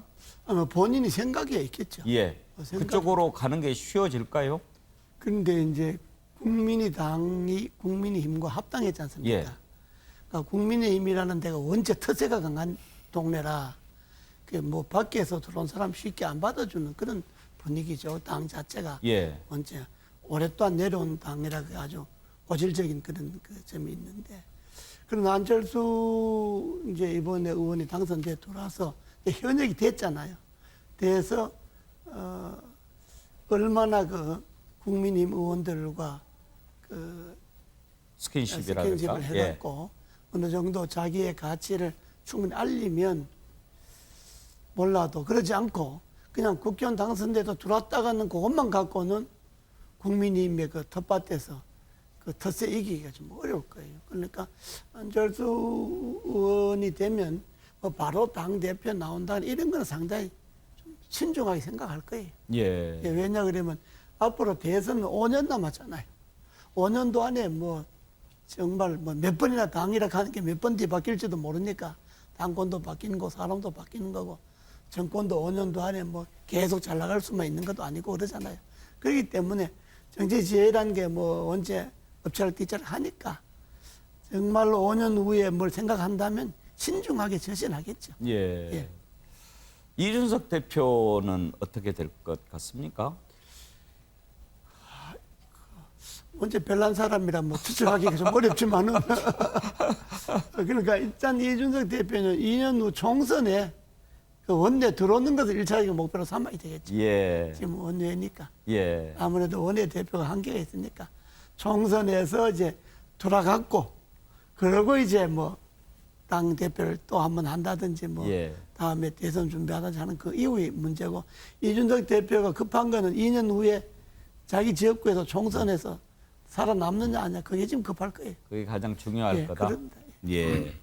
그런데 이준석 대표 같은 경우에 사실 국민의힘이 정권 교체에 성공하게 된 첫 번째 시발점을 꼽는다면 그때쯤부터 봐야 안 되겠습니까? 그렇습니다. 뭐 그건 부인할 수 없는 거죠. 예. 당의 변화, 이 국민의힘이라는 게 잘 안 변하는 당이잖아요. 예. 제가 뭐 몸담고 있지만 저게 아니 대체로 보수 정당 아주 뭐 그렇습니까? 변하는 것도 아주 그 쉽게 말하면 골치 아픈 당이긴 하죠. 그러기 때문에 그런데 이제 이준석 대표가 당 대표가 됐으니까 당이 뭔가 변화할 수 있는 물꼬를 튼 거죠. 이제 그게 뭐 잘 좋은 방향으로 변화할지 나쁜 방향으로 변화할지 그건 두 번째 문제고 일단 국민의힘이라는 그 보수 정당에서 그 젊은 분이 대표가 됐으니까 당이 변화의 물꼬를 튼 것이 예. 그 당으로선 성공할 수 있는 계기가 된 건 사실이죠. 예. 이재호 국민의힘 상임고문 유인태 전 국회 사무총장 두 분 원로들을 모시고 이렇게 전국을 들여다보니까 훨씬 더 이해도 잘 되고 그렇습니다. 조금 쉬시는 시간 가지시죠. 삼성 MBN 미디어 센터를 연결해서 그쪽 한번 살펴보도록 하겠습니다. 삼성 MBN 미디어 센터 연결합니다. 네, 삼성 MBN 미디어 센터입니다. 저희 MBN 데이터 취재팀이 사회적 파급력을 고려해 지난 한 달 동안 국내 주요 언론에서 다룬 후보들의 발언 키워드를 분석해 봤는데요. 그 결과 이렇게 17만 개의 단어를 뽑을 수 있었습니다. 자, 이 수많은 단어들 중에서 지방선거에 나선 후보들이 가장 많이 언급한 키워드는 과연 어떤 것이었을까요? 먼저 접전을 벌이며 가장 큰 관심을 모았던 경기도로 가보겠습니다. 더불어민주당 김동연 후보는 민주당, 이재명, 대통령, 대선 등의 키워드를, 국민의힘 김은혜 후보는 대통령, 민주당, 국민의힘 윤석열이란 키워드를 가장 많이 언급했습니다. 아무래도 두 후보 모두 이번 지방선거 표심이 지난 대선의 연장선에 있다는 점을 고려했다고 볼 수 있죠. 그 외에도 김동연 후보는 대장동, 안철수, 부동산 등의 키워드가 눈에 띄었고 김은혜 후보는 최근 논란이 됐던 채용 청탁 이슈와 관련한 청탁, 검찰, 그리고 단일화라는 키워드가 눈에 띄는데요. 네, 맞습니다. 제3회 후보로 등장한 무소속 강용석 후보와 관련한 키워드죠. 그렇다면 강용석 후보의 키워드도 한번 보겠습니다. 대통령, 변호사, 통화, 전화, 의혹. 윤석열 대통령과의 통화 여부 논란과 관련한 키워드가 가장 많이 언급됐습니다. 자, 다음은 1,000만 시민의 4년을 책임질 서울시장 선거로 가보겠습니다. 마찬가지로 더불어민주당 송영길 후보와 국민의힘 오세훈 후보 모두 지난 대선과 관련한 키워드를 가장 많이 언급했죠. 그 외에 송 후보는 위원장, 당원, 사과, 비대위, 지도부, 사퇴 같은 키워드를 많이 언급했는데요. 최근 민주당 내부에서 이어졌던 지도부 갈등 이슈와 관련한 키워드입니다. 오 후보는 장애, 지하철, 시위, 장애인 이동권 이슈와 관련된 키워드를 많이 언급했네요. 지금까지 후보자들의 발언 데이터를 이용해서 이번 지방선거를 분석해 봤는데요. 계속해서 투표 상황도 이어가 보겠습니다. 네, 지금까지 민경영 기자의 분석 잘 들어봤고요. 현재 시각이 18시 23분, 24분을 막 지나고 있습니다.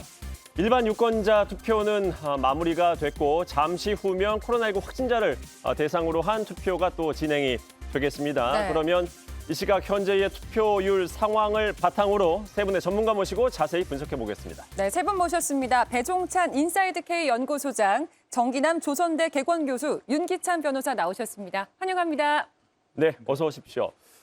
세 분 모두 아마 투표를 참여하셨을 거라고 생각을 하는데 그런데 이번 투표율 예상보다 낮은 투표율이 나왔습니다. 예상을 하셨습니까? 먼저 정기남 교수님.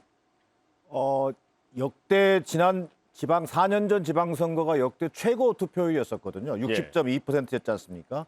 거기에 반해서 이번 그 지방선거 같은 경우에는 어떤 치열하게 벌어졌던 대선 직후에 치러진다는 점에서 유권자들의 피로감이 상당히 좀 가중돼 있는 것 아니냐. 그런 측면과 더불어서 예. 집권 초, 윤석열 정부 초의 어떤 견제 심리라든가 심판 정서라든가 이런 것들이 부각되기에는 너무 짧은 기간이다 보니까 저는 오히려 그 지지층들이 오히려 투표 열기가 상대적으로 의욕이 떨어진 측면이 있어 보인다. 그리고 마지막 하나 정도 예상을 한다면 예.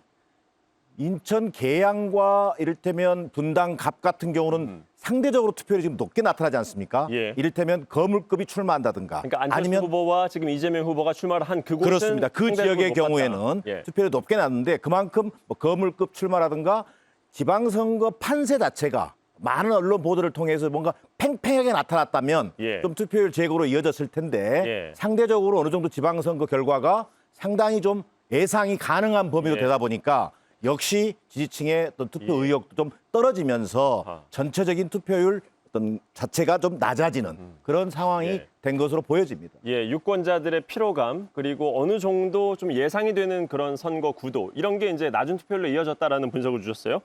배 소장님은 낮은 투표율 예상하셨습니까? 네, 정기남 또 평론가께서 또 개훈 교수께서 말씀하셨던 대로 크게 다르지 않습니다.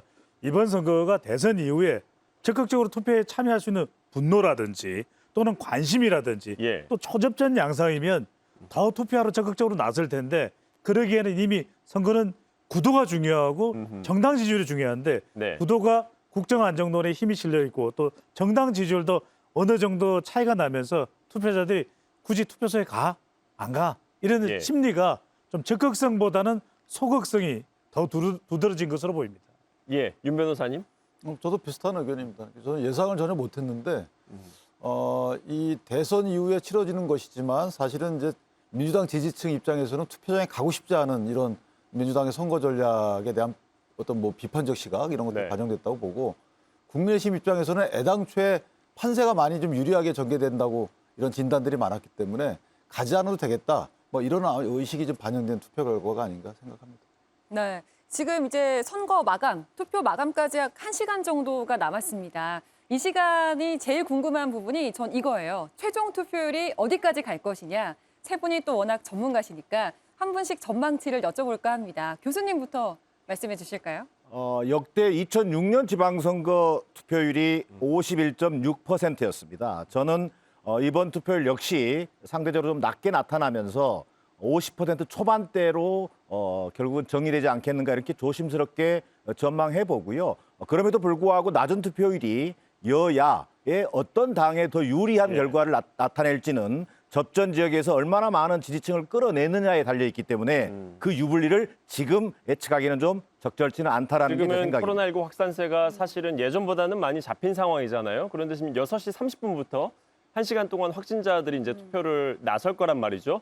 그 투표율은 그렇게 드라마틱하게 높을 걸로는 보지 않으시는 거예요. 그렇습니다. 지금 뭐 어떤 특정한 이슈가 있어서 막 상당히 양당 지지층이 막 불이 붙었다든지 마지막 시간을 내서라도 반드시 투표해야 되겠다든지 이런 흐름이 남은 코로나 확진자들을 배려한 시간 속에서 어떤 극적인 투표율 제고로 이어질 가능성은 저는 좀 낮아 보입니다. 그러니까 이제 일반 유권자들도 적극적으로 투표하지 않고 있는 상황이기 때문에 확진자들도 더 적극적일 이유가 없는 것이죠. 그러네요. 그러니까 이 유권자의 투표 의지가 확진자까지도 비슷하게 나타날 것이다. 그렇다면 절반이 조금 넘는 한 51% 내외 정도의 투표율이 될 것이다. 이렇게 된다면 상당히 우리가 왜 투표율이 좀 높아야 파란과 이변이 일어날 수 있는 선거가 되는데 그런 예상을 하기는 참 쉽지 않을 것이다. 그러니까 이렇게 뭔가 특별한 이변이 없는 특별한 변수가 없는 투표율의 결과치를 지금 전개되는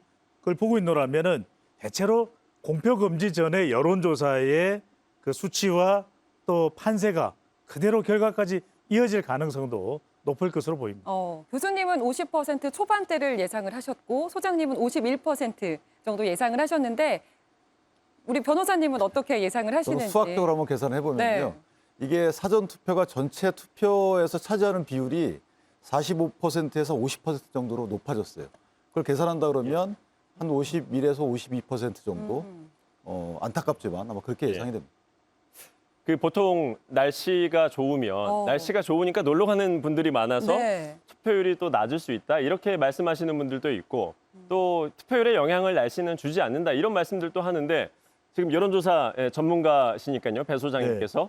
그 부분은 어떻게 보세요? 오늘 날씨가 굉장히 좋았거든요. 맞아요. 너무 좋았어요. 그래서 저희들도 사실 이곳 방송국에 출근하는 시간대에 일하러 가는 차가 게 생각보다 맞아요. 많이 막혔었는데 날씨와 투표율의 관계는 어떻게 보세요? 날씨 영향이 있을 수도 있습니다. 이른바 이제 미국에서는 인디언 블루라고 그래서 뭐 날씨가 아주 좋다 그러면 젊은 세대들이 야유회를 간다든지 야외로 놀러 나가기 때문에 투표를 안 한다. 예. 또 비가 오면 아이고 허리야 이러면서 예. 또 어르신분들이 투표 안 나간다 그러는데 그것보다는 우리 선거는 더 큰 이유는 이 투표에 나가는 결정이 되는 또 기준이 예. 되는 것은 더 의지 그러니까 뭔가 분노 표심을 발휘할 만한 어떤 이유가 있는 선거인가 또 아니면은 정말 관심이 큰 선거라서 그래 무상급식이나 2010년 2014년에 세월호 사건 이거 안 나가고는 안 돼 이런 선거이든가 아니면은 정말 초집 어떻게 돼 이럴 때는 이제 나가는 것인데 예. 그럴 만한 선거가 이번에 안 보였다. 말하는 그대로 정기당 교수님 말씀하신 대로 피로감이거든요. 워낙 필요하니까 저도 필요해요. 그러면 유권자들의 그 분노, 정권 교체에 대한 열망이 어쨌든 지난 대선에서 반영이 되지 않았습니까? 그 분노감은 어느 정도 대선 때 투표 행위를 통해서 좀 분출이 됐다라고 봐야 될까요? 그렇게 봐야 될 것 같아요. 그래서 이번에 또 낮은 투표율로 이어졌다라는 분석을 주셨는데 그렇다면 중요한 건 결과 아니겠습니까? 예상보다 낮았던 이번 투표율 아직 최종 집계는 이제 잠시 후 1시간 후에 집계가 되겠습니다만 이 낮은 투표율이 과연 어느 정당에 유리하게 될 것인가? 정치권의 정설로는 보통 투표율이 높으면 진보 정당에 유리했다 이런 얘기들도 있었는데 윤 변호사님은 이 부분 어느 정당에 유리할 거라고 보세요? 그래서 이번에는 뭐 그 특정 정당의 낮은 투표율이 유리하게 작용할 것이다라고 단정하기가 어려운 것이요. 뭐 이슈가 한쪽에 쏠려 있지는 않았던 것이고 그리고 또 하나는 이제 진영에 대한 무조건적 투표 이런 성향이 다소 좀 시정된 듯한 투표 결과가 나올 걸로 예상이 돼요. 예. 저는 낮은 투표율에도 불구하고 2002년도하고 2006년도와 비슷하게 그대로 비율적으로 반영이 돼서 각 지역의 표차는 많이 안 나지만 전체적인 판세에 대한 결과치는 거의 비슷할 것이다. 나름 계속 언론사에서 예측한 바대로 뭐 그래서 예컨대 뭐 11대 6이나 가장 국민의힘이 11대 그다음에 민주당이 6 또는 많이 얻으면 13대 4 일반적으로 많이 예측했던 부분이거든요. 오히려 이런 쪽으로 더 수렴하지 않을까라는 생각을 그러니까 국민의힘이 11곳에서 한 13곳 정도는 가져갈 걸로 예상을 하시는 거죠. 그렇죠. 오히려 투표율이 높다거나 지역적으로 편차가 있었으면은 그런 예측이 조금 빗나갈 수 있었는데 이게 중앙당 유제 선거운동이 되다 보니까 지역적으로 투표율이 편차가 크질 않아요. 그렇다 그러면 각 지역의 여야에 대한 그 득표율의 차이가 적지만 결국 결과에 대해서는 저렇게 수렴하지 않을까라는 생각을 하는 거죠. 네. 지금 17개 지역에서 광역단체장 선거가 치러지게 되는데 판세를 어떻게 예측을 하시는지 몇 대 몇으로 보시는지 단도직입적으로 여쭤볼까 합니다. 우리 교수님 어떻게 보세요? 단도직입적으로 얘기하니까 굉장히 부담이 생기는데요. 제가 볼 때는 그 12대 5를 기준으로 해서 여당의 승리가 어느 정도 좀 예측되는 상황 아닌가. 그러나 12대 5 정도 예상한다는 말씀이신 그러나 거죠? 어쨌든 그 마지막 막판 수도권 접전 지역이라든지 경기, 강원, 충남 이런 광역단체장 선거에서 인물론을 바탕으로 한 민주당 후보의 선전이 어느 정도 지금 마지막 추세에 반영이 돼 있었기 때문에 플러스 알파 한다면 12대 5에서 플러스 알파가 지금 민주당 쪽에 어떤 하나의 그 기대를 해볼 수 있는 정도가 되지 않겠는가. 12대 5라고 하면 민주당에서는 사실 호남과 제주 정도 4곳은 안정적으로 보고 있지 않습니까? 그렇게 보고 있습니다. 나머지 한 곳은 그러면 경기지사를 가져갈 걸로 보시나요? 저는 경기지사 정도를 가져오면서 플러스 알파로 강원과 충남에서 어느 정도 선전하느냐. 마지막 지지층을 얼마나 투표장까지 견인했느냐에 따라서 어느 정도 성적표가 결론 날 것으로 조심스럽게 전망해 봅니다. 네, 배 소장님은 어떻게 예측하시는지 궁금합니다. 이럴 때는 따라가는 게 좋더라고요. 저는 이제 12대 5 정도인데 국민의힘에서는 아니다. 13곳이다. 이렇게 이야기를 하고 있고 민주당은 그래도 충청권에도 우리에게 희망이 있다. 그러니까 이제 한 곳 더 정도 이야기를 하고 있는데 저는 12곳이냐 13곳이냐 또는 5곳이냐 6곳이냐보다 더 중요한 곳은 경기도입니다. 경기도를 이기면 다 이기는 것이고 경기도를 지면 다 지는 것인데 경기도도 보면 투표율이 지금 별로 높지 않거든요. 예. 이게 과연 김동연 후보에게 보탬이 됐을까? 김은혜 후보에게 보탬이 됐을까? 아니면 강용석 변수가 더 컸을까? 이건 끝까지 모르겠거든요. 그래서 저는 경기도다. 경기도를 이기는 쪽이 그래도 이번 선거에서는 유종의 미를 거두었다. 이렇게 봐야 될 것으로 보입니다. 자, 앞서 윤기찬 변호사님께서 11곳에서 13곳 국민의힘 승리 또 예상해 주셨기 때문에 세 분 모두 어떻게 보면 지금 다 거의 비슷하게. 네. 저도 12대 5예요, 사실은. 12대 5인데. 대세를 따져주는 그건 제가 범위를 느낌입니다. 말씀드린 거고 12대 5인데 저는 이제 경기도가 아니고 충남 또는 세종 이렇게 이제 예상이 되고 물론 이제 예상이 틀릴 수 있겠지만 어쨌든 10대 5 정도로 이 결과가 수렴하지 않을까라는 생각을 합니다. 시간이 얼마 남지 않아서요. 지금 우리 이제 판세 전망해보고 있는데 뭐니 해도 가장 또 관심이 집중되는 이번 지방선거의 성패를 가르는 그 바로미터라고 할까요? 수도권 아니겠습니까? 서울, 경기, 인천 이 세 개인데 이게 승패가 명확하게 갈릴 수밖에 없습니다. 2대 1 또는 뭐 3대 0 이런 식으로 갈릴 수밖에 없잖아요. 수도권 판세 조심스럽게 전망해 주시자면 정 교수님 어떻게 보세요? 수도권 세 군데 전체적으로는 민주당이 좀 어려운 선거를 치르고 있는 것만은 분명해 보입니다. 2대 1 또는 3대 0이 나올 것 그러나 같으세요? 3대 0 원사이드한 방식보다는 수도권 민심이 어느 정도 균형을 좀 만들어주면서 경기도에서 민주당이 막판 선전하고 1대2 민주당 기준으로 봤을 때는 1대2 성적을 내지 않겠나 저는 그렇게 그 전망해 민주당의 봅니다. 한 곳은 앞서 말씀하신 경기지사 한 곳 정도 가져갈 걸로 예상하시고 배 소장님은 어떻게 저는 예상하세요? 서울, 인천은 국민의힘 쪽에 무게를 실어야 될 것 같아요. 이게 인천도 왜냐하면은 이 인천 지역이 그래도 국정 안정론 또 국민의힘 지지율이 힘을 받고 있는데 경기도는요. 부탁드립니다. 저는 삼각형으로 할게요. 예, 알겠습니다. 마지막으로 윤 변호사님 짧게 부탁드릴게요. 저는 3대 0입니다. 인천과 경기는 같이 갈 것 같아요. 그래서 이재명 지사가 개항을에 출마하면서 인천, 경기, 서울은 아마 같은 결과를 낼 것이다 이렇게 생각합니다. 네, 세 분 말씀은 여기서 그만 듣도록 하겠습니다. 시간이 촉박해서요. 네. 이어서 본사 매경 미디어 센터 연결해 볼까 합니다. 백운기 앵커 나와주세요. 네, 삼성 미디어 센터, 삼성 MBN 미디어 센터였습니다. 자, 계속해서 대담을 이어가도록 하겠습니다. 먼저 지금 조금 전 투표가 끝난 만큼 각 당이 촉각이 곤두서 있을 것 같은데요. 각 당 상황실 분위기를 알아보도록 하겠습니다. 국민의힘 상황실에 나가 있는 취재기자 연결하겠습니다. 박자은 기자 전해주시죠. 예, 제가 나와 있는 국회 도서관 지하에 마련된 국민의힘 상황실은 아직 한산한 분위기인데요. 오후 내내 취재진만 있었는데 조금 전 투표가 끝난 이후 당 관계자들이 속속 도착하고 있고 조금 뒤 7시에는 이준석 당대표와 권성동 공동선대위원장 등 당 지도부가 도착할 것으로 보입니다.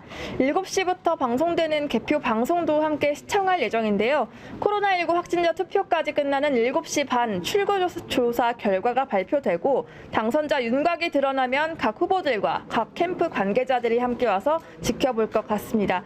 이 상황실 정면에는 광역단체장 후보 17명과 재보궐선거에 나오는 후보 7명의 얼굴이 붙어 있어서 긴장감이 더 감돌고 있는데요. 국민의힘은 17곳 중 9곳 이상에서 과반 승리를 예상하고 있습니다. 하지만 이번 선거 투표율이 4년 전보다 10% 정도 낮은 상황에서 오전부터 당 지도부는 투표 독려 메시지를 전했습니다. 이준석 대표는 투표율이 저조하니 지역별로 수고로우시더라도 꼭 투표해달라고 전했고 김기현 공동선대위원장은 민주당이 지방정부와 지방의회를 장악하고 있어서 마지막까지 진땀승부라며 긴장감을 놓지 말자는 경각심을 내비쳤습니다. 어젯밤 늦게까지 서울과 인천, 계양을 등에서 마지막 유세를 마친 국민의힘은 마지막까지 수도권 무게추 잡기에 집중하면서 투표를 또 독려를 했고 이 결과가 어떻게 나올지 계속 지켜봐야 할 것 같습니다. 지금까지 국민의힘 상황실에서 MBN 뉴스 박지환입니다. 네, 이번에는 더불어민주당 개표 상황실로 가보겠습니다. 윤석열 정부가 출범한 지 불과 22일 만에 열린 지방선거라서 그 결과에 관심이 더 큰데요. 김순철 기자 그곳 분위기 전해주시죠. 네, 국회의원회관에 마련된 더불어민주당 개표 상황실에는 긴장감이 점차 커지는 모양새입니다. 왜냐하면 바로 예상치보다 낮은 투표율 때문인데요. 조금 전인 오후 6시에 종료된 일반인 유권자의 투표율은 50%로 4년 전인 6.13 지방선거 투표율인 60.2%를 크게 밑도는 수준입니다. 다만 코로나19 확진자 투표가 오후 6시 반부터 1시간 동안 진행되기 때문에 최종 투표율은 조금 더 오를 전망인데요. 민주당 지도부는 SNS를 통해 투표해야 이긴다면서 마지막까지 투표를 독려하기도 했습니다. 한편 당 지도부는 출구조사 결과가 나올 때쯤 이곳 상황실을 찾을 예정인데요. 인천 계양을 보궐선거에 나선 이재명 민주당 총괄선대위원장 역시 상황실에 들렸다가 인천 계양 사무실로 이동할 것으로 보입니다. 민주당은 17개 광역단체장 중에서 광주와 전남, 전북과 제주 등 4곳에서만큼은 우위를 점한 것으로 보고 있습니다. 또한 경기와 대전, 세종 등은 경합 지역으로 판단하고 있는데 김동연 후보가 나선 경기 지역에서 승리한다면 향후 윤석열 정부의 독주를 제재할 수 있을 것으로 판단하고 있습니다. 여기에 이재명 위원장이 선수로 나선 인천 계양을에 나선 이재명 후보의 당선 여부가 초미의 관심사인데요. 정치권에선 이 위원장이 여유롭게 이기지 못하거나 패배한다면 정치적 타격이 있을 것이란 전망이 나오고 있습니다. 지금까지 더불어민주당 개표 상황실에서 전해드렸습니다. 예, 여야 정당 개표 상황실 분위기를 살펴봤습니다. 계속해서 유인태 전 국회 사무총장, 이재호 국민의힘 상임고문, 윤경호 MBN 논설위원, 이은영 휴먼앤데이터 소장과 함께 대담 이어가도록 하겠습니다. 자, 이재호 고문님, 이제 투표가 사실상 끝나가고 있고 이제 7시 반까지 코로나 관련 확진자 또 격리 대상자들 투표 끝나면 이제 곧 결과가 나오지 않겠습니까? 개표 과정에서 관전 포인트라고 할까요? 어떤 부분들을 좀 주목해서 볼 필요가 있겠습니까? 이 경합 지역의 투표율을 눈여겨봐야죠. 경합 지역의 투표율. 경합 지역의 투표를 보면 대개 누가 이기겠냐 하는 것이 거의 드러난다고 봐야죠. 경합 지역의 투표율이 낮으면 그거는 여당이 유리하다고 봐야죠. 경합 지역의 투표율이 낮으면. 그러나 경합 지역의 투표율이 높으면 그거는 좀 야당이 좀 유리하다고 봐야 안 되겠습니까? 네. 지금 광역단체장 뭐 이미 윤곽이 거의 드러나버린 거고 투표를 보면 뭐 아까 이야기했지만 8군데는 이미 그건 칠 필요가 없고 나머지 9개를 놓고 이제 투표를 보면 어느 정도 이제 윤곽이 드러나는데 전국 200개가 넘는 기초자치단체의 경우에 대개 농촌 지역이나 이게 아주 군소 지역은 투표율이 좀 높지 않습니까? 그 좀 중소도시라든지 대도시로 나오면서 투표율이 낮지 않습니까? 그러니까 낮는 데는 고정 지지표들만 몰린다고 봐야죠. 고정. 그러니까 아무래도 고정 지지표는 지금 정권도 교체됐기 때문에 여당 쪽이 좀 유리하다고 봐야 안 되겠습니까? 그러니까 투표율이 낮아지는 경합 지역은 여당이 유리하다고 봐야 되고 그럼에도 투표율이 좀 높아졌다고 한다면 아무래도 지금 야당이 좀 더 유리하다고 보고 이렇게 봐야 안 되겠습니까? 총장님께서는 어떤 점에 주목하시겠습니까? 뭐 같은 얘기예요. 근데 옛날하고 조금 다른 게 투표율만 가지고 보기에는 옛날엔 젊은 세대는 저쪽 당은 아예 쳐다보도 안 했는데 요새는 많이 쳐다봐가지고 오히려 이대라면 더 국민의힘 수가 많지 않았습니까? 그러니까 이게 노년층이 저쪽을 확고하게 지지하는 건 변함이 없는데 가령 민주당 입장에서는 젊은 세대를 어쨌든 저쪽에 많이 뺏겨가지고 꼭 그 투표율이 낮다는 게 젊은 사람들 투표장 안 가고 놀러 간다는 건데 그게 꼭 유리한 건지 아닌지가 좀 요새는 많이 헷갈려졌어요. 이른바 이대남, 젊은 20대 남자들이 왜 보수 정당 쪽으로 많이 갔다고 보십니까? 그동안에 있었던 이른바 내로남불인가 발음하기도 어렵더만 하여간 그런 것들 또 이런 데서 많이 이제 좀 거룩한 줄 알았더니 꽤 위선적이다 이런 것들을 좀 많이 보여줬잖아요. 마무리할 시간이 이제 다 돼가서 꼭 한번 여쭤보고 싶은 말씀 여쭤보도록 하겠습니다. 이제 민주당의 새로운 리더십이 어찌됐든 이제 필요하지 않겠습니까? 새 정부가 출범하고 이제 또 질의멸렬했던 당을 다잡아야 될 텐데 어떤 리더십이 지금 민주당에 요구된다고 보십니까? 글쎄 지금 요번에 뭐 새로 그 비대위원장을 맡은 그 박지원 예. 비대위원장이 그 폭력적 팬덤으로부터의 해방을 하든 좀 강하게 주장했는데 예. 요새는 뭐 어떤 리더십이고 뭐고 간에 요번에 사실 이재명 후보가 저렇게 개항가고 하는 것도 보니까 무슨 뭐 개딸이니 그런데 휩쓸리고 지난 뭐 그래가지고는 그건 전 정치가 아니라고 봐요. 이제 근데 그걸 용감하게 하여튼 어쨌든 뭐 요번에 주장을 했더라고요. 혁신하자고 하면서.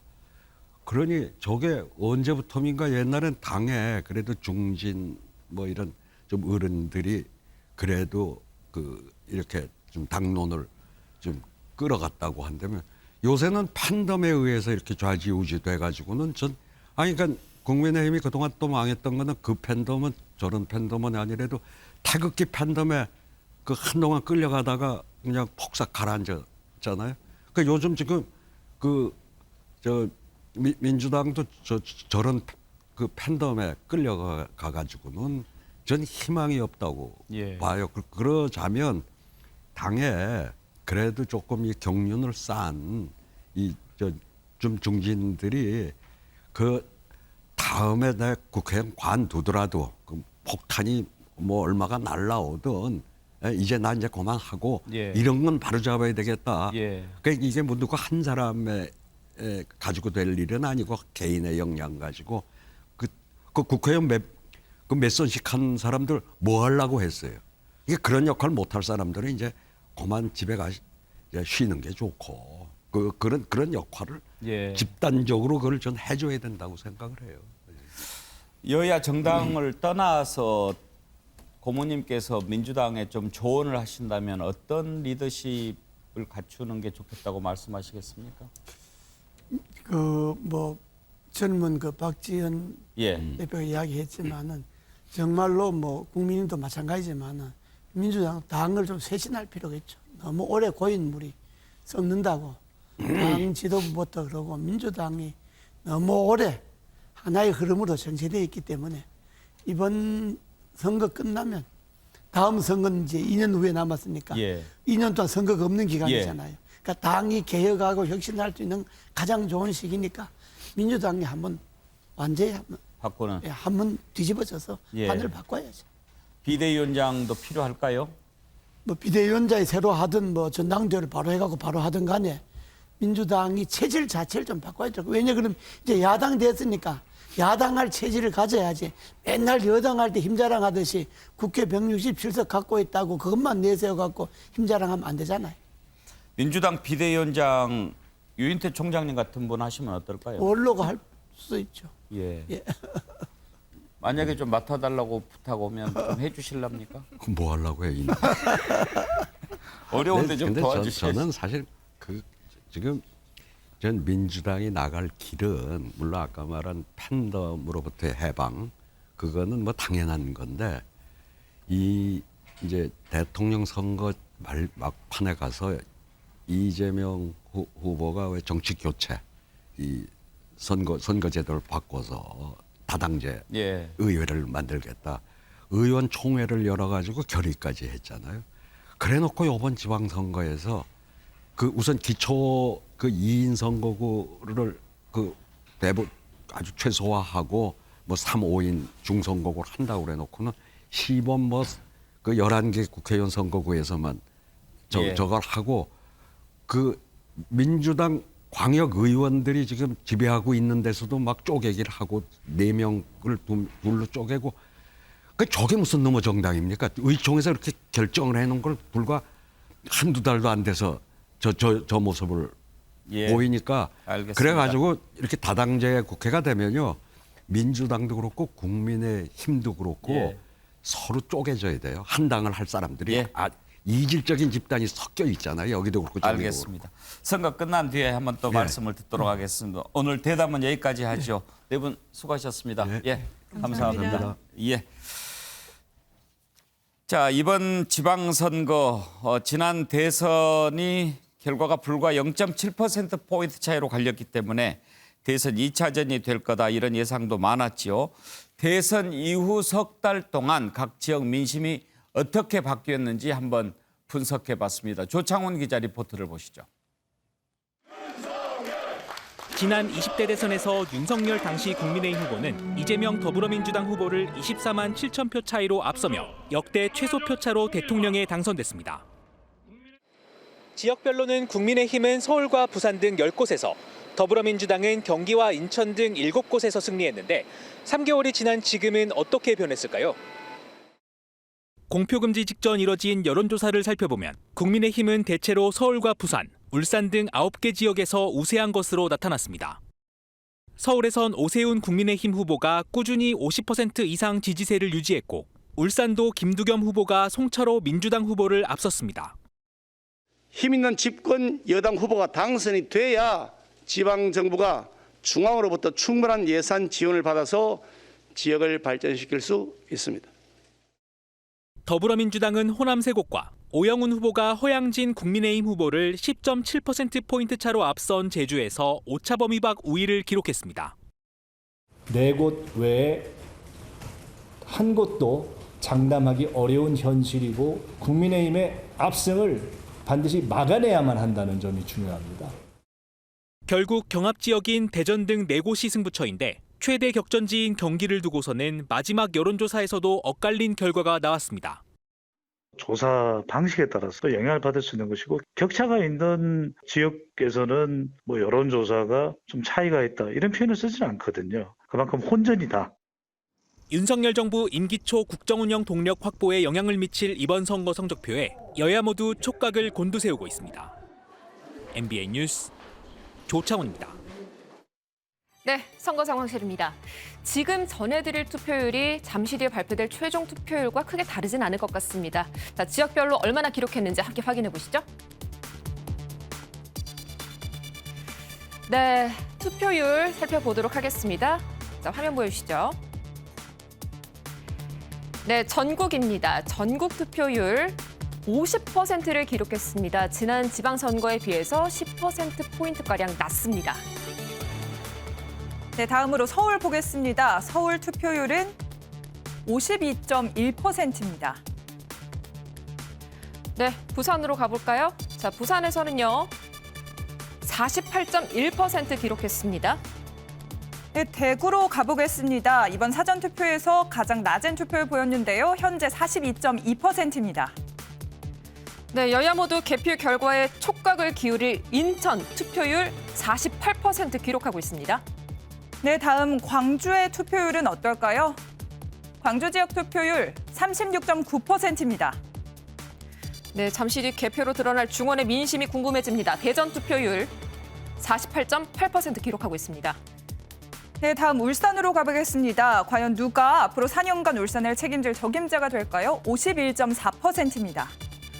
네, 승패를 가를 충청권의 민심은 이번에 어디로 향했을까요? 세종 투표율 50%를 넘겼습니다.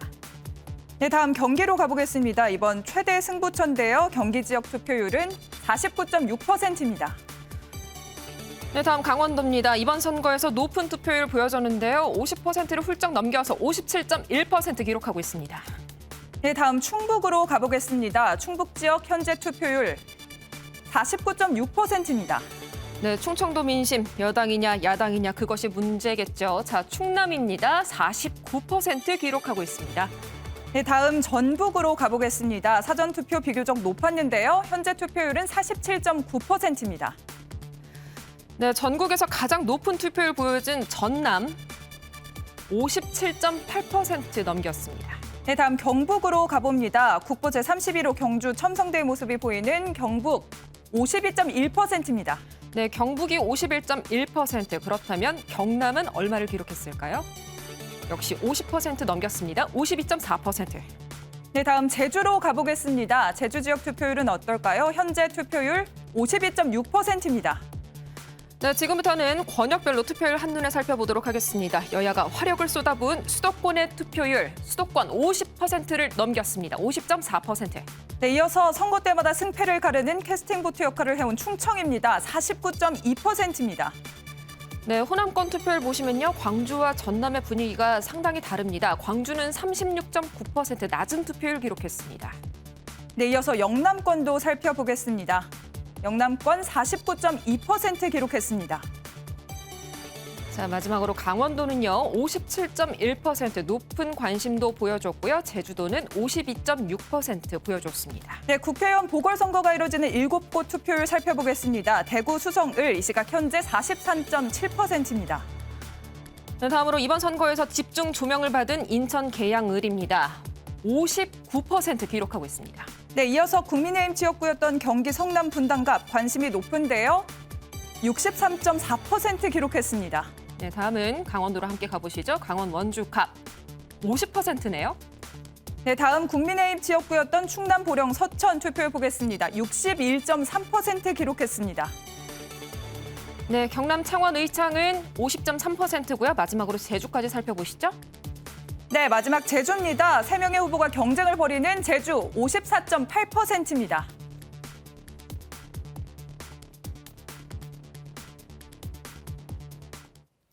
네, 지방선거 특집 개표방송 2부 여기서 마치겠습니다. 개표방송 계속 MBN과 함께해 주십시오.